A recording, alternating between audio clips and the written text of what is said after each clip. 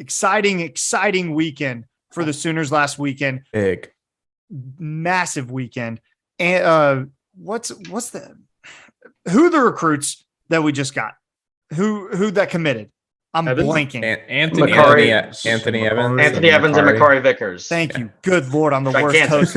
I'm the worst host ever. Anthony Evans, Makari Vickers, 2 4-star prospects committing to the Sooners. That's huge for them. Also saw that we have David Hicks, a 5-star defensive lineman, 6'4", 270. He is crystal balled to come to the Oklahoma Sooners by Parker Thune of 24/7. He is visiting Norman, Oklahoma on November 19th. That would be another massive get for Todd Bates and the defensive staff if they're able to get David Hicks. Guys, the recruiting train keeps on rolling, man. I don't know how much more you could say about this than just people buy into what these guys are selling. Yeah, number 4, right? That moved us to number 4. Okay. Hicks was crystal balled to OU by Parker, by Brandon Drum, and by Steve Wiltfong, who's their director of national recruiting. That one, man, he got fonged on him. It is awesome. It is awesome to have Fong in there. The other one, man, Anthony Evans. Like we'd been kind of expecting the Makari Vickers one. The crystal balls had been out there for a while. Anthony Evans was all in on Georgia, and OU just never stopped. They never stopped. And if it was any other situation, we'd be calling the police. But they kept on convincing them, and they turned a no into a yes. And suddenly we've got Anthony Evans and DeQuest Petaway in the same class. Those dudes are game breakers. One of them is Hollywood Brown at least, guaranteed. Yeah. And we get 2 of them. We get 2 shots at it. It's awesome. Did you guys see what Anthony said about like what made him choose OU over Georgia? Yeah, I did, but I want you to say it. I'm going to say it anyway. Jay Valai was like, "No, that's not the right move," and Anthony Evans was just like, "Okay," and just came to OU. Well, I got another good quote. I think will sum it up really well. I know Mark's big in the quotes. Mark, I hope you'll appreciate this. This is from Anthony Evans talking to On3, Sam's Spielman, something like that. I talk to Oklahoma every day. I have relationships with my position coach, the offensive coordinator, the head coach, everyone at Oklahoma. They all hit me up, and that's the biggest difference between Oklahoma and any other school. Wow. That pretty much sums it up, what this recruiting has been for us, why we're landing, why we're getting all these crystal balls. I think that just perfectly sums up exactly what he said. That's a monster quote. Go ahead, Pat. I need a towel.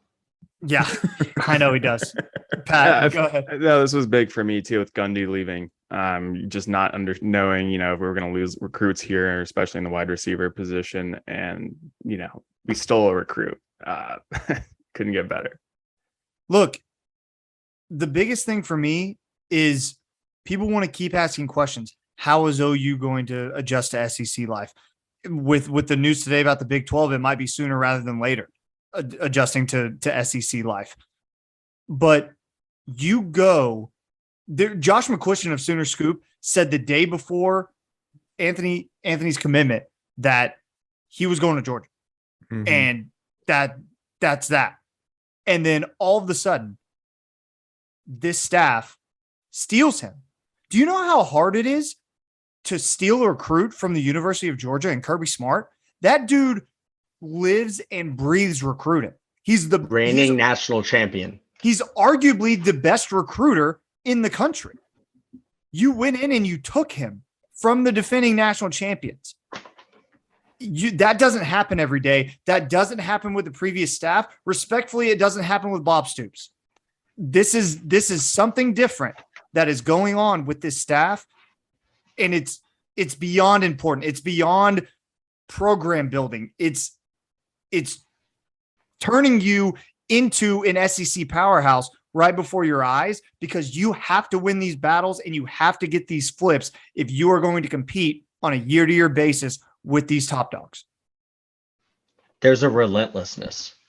that they keep pushing, they keep pushing, they keep pushing. If there's a small hole, they're going to make it a bigger hole. They're going to make it an opening, and they're going to go take your recruit because of exactly what Matt says. Everyone on the staff is in touch with you. Why in the world is Jay Valai talking to Anthony Evans about anything? Yeah, he's our Because quarterback coach. Yeah. Because it's OU. Yeah. Because it's OU. Mhm.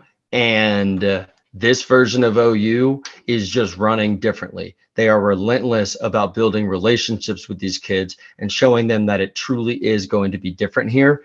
And that's Brent Venables, man. That's Dabo Swinney plus Bob Stoops plus Bill Snyder, all pooped out into one incredibly energetic man. And he's just built different and looks at it different. And we're so lucky we have him. And he just runs stadium stairs all the time. So Oh, what a man. That was a great video. Yeah, Dude, he man. didn't come back. He didn't come back down. But I will like to piggyback off Mason what you tweeted to us earlier, Yeah, go which I ahead. think is also huge about OU being preparing for the SEC. Right, we got the coaching staff we need. We can see that we're winning these recruiting battles, but our facilities have to be upgraded to SEC level. Right, Yeah. they're not there. And the tweet that you sent earlier from Gabe Eichert that OU's looking for an architect firm for a new football facility up to 175 million. That is huge. That's what we have to do to continue to compete. We have to have facilities that meet the standards of what SEC is. And that's just not football. I know there's plenty of other sports also getting an upgrade. You love to see the investment in Oklahoma itself and its programs as we move towards the SEC.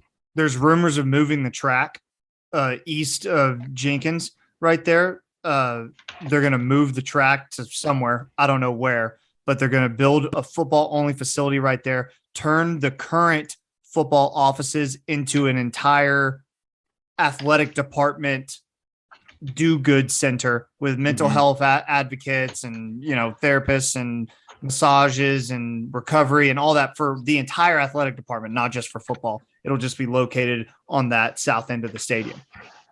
So Matt's completely right. The facilities are huge, and shout out to Gabe Eichert for breaking that news earlier today. We'll see what happens with that. Nothing confirmed yet, but $175 million goes a long way. And Thad Turnipseed is the mayor of Norman.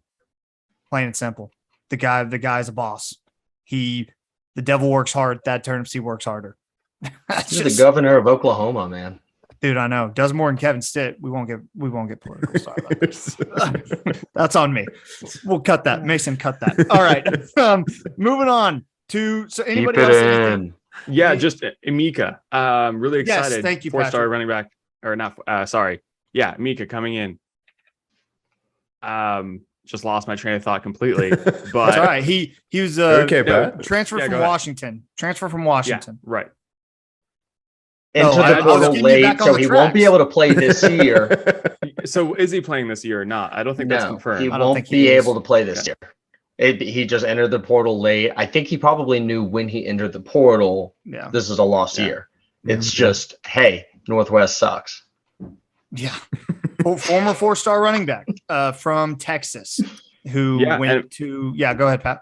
Alabama, Notre Dame, Georgia, and Ohio State wanted him. So I don't know how he ended up in Washington in the first place, but glad to have him now.